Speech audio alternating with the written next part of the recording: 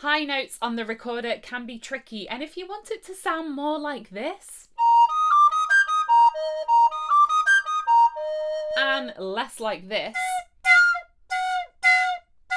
you're in the right place. I'm Sarah, I'm a recorder player, and recorder technique is my favourite thing in the world. Let's start off with a bit of theory. To hit the higher register on the recorder, we need to open the thumb hole on the back part way. So if this is new to you, let's try it out. I'm taking an A on an alto. You can do this with an E on a soprano. We're going to play this and then open the thumb hole at the back, moving my knuckle down like that so that the top half of the hole comes open.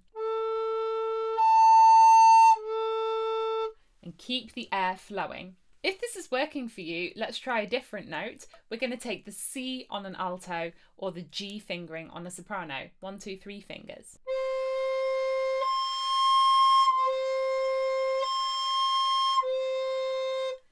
And remember, we have to keep blowing. Already got this bit, let's move on. And here's secret number 1. If your high notes are cracking, your thumb hole is probably too far open. The higher we go, the more precise you're gonna need to be. A common cracking note is our top F on the alto. And if I look, it's 0.5 millimeter open. So check your hand position. I like to find a kind of rounded hand position like this. That means I can manipulate my thumb. Look at that, efficient and subtle. If you have your thumb pressed onto the back of the recorder flat like that, it means the movement you're making to pinch is going to be like this, and that's a lot less helpful.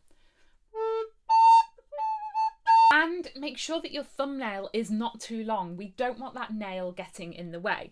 I've just cut mine and it looks something like this. If you dig your nail into the recorder, you're also going to wear away that material over time, which is a shame.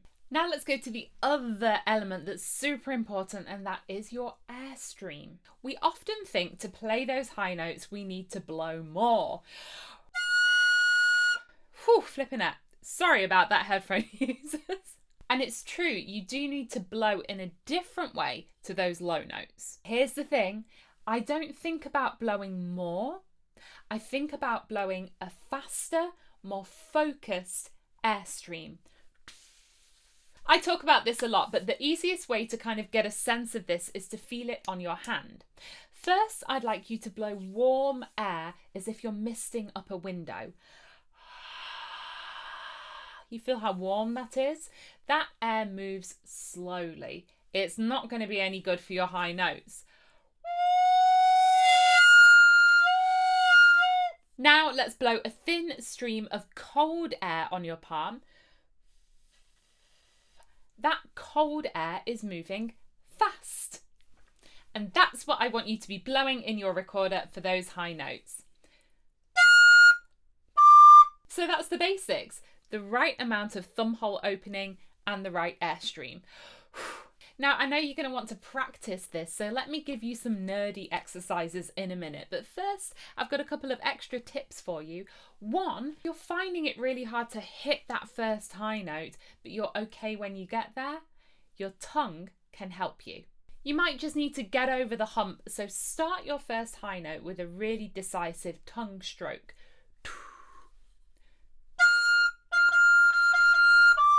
And the other thing is believe. If I think high, then I play high. All right, nerds, buckle up. Let's have some exercises, shall we? Because I know you want to put a bit of practice in. The first is a classic, and that is some octave jumps. Let's start steady, choose a note and practice its octave at a steady pace. And we're really listening out that it sounds cleanly without cracking.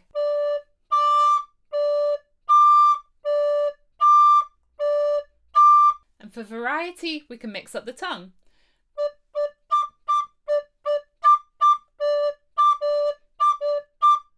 Eventually you'll get to, but slow and steady wins the race. The next exercise is for my sound detectives amongst you. These are for the players who may be getting more advanced. You're not only concerned with, is my note going to speak, but how does it sound? What do I want to express? If that's you, listen up. I'm going to play a long high note, and as I do so, I'm changing certain parameters. I'm listening the whole time. So when I hear the sound that I really like, I can take note of how I'm producing it. The idea is that I can then produce that same note every time. So I'm playing with the thumb hole opening and how I'm blowing. First the thumb hole.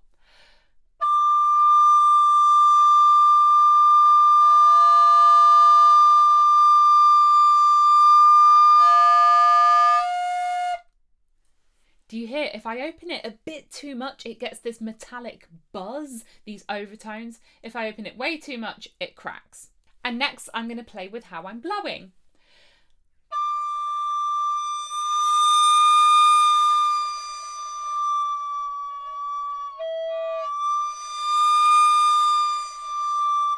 Ooh, I can actually play with this a lot more than I thought. If I blow too much, again, it gets that metallic ringing sound. So using this information, I can hone in on that beautiful sound that I'm looking for.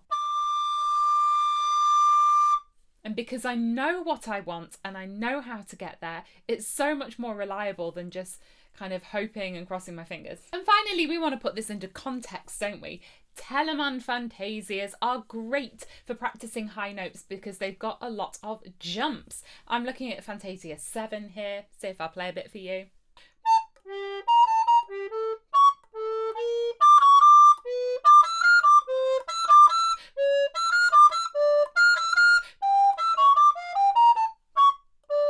So those are my secrets to playing high notes without fear, with certainty every time. And again, it's not all going to come in one day, but I hope this can set you on the road to practicing in a way that works for you. If you have questions about recorder technique, please put them down below. And as always, you can subscribe to my channel by clicking on my face down here in the corner.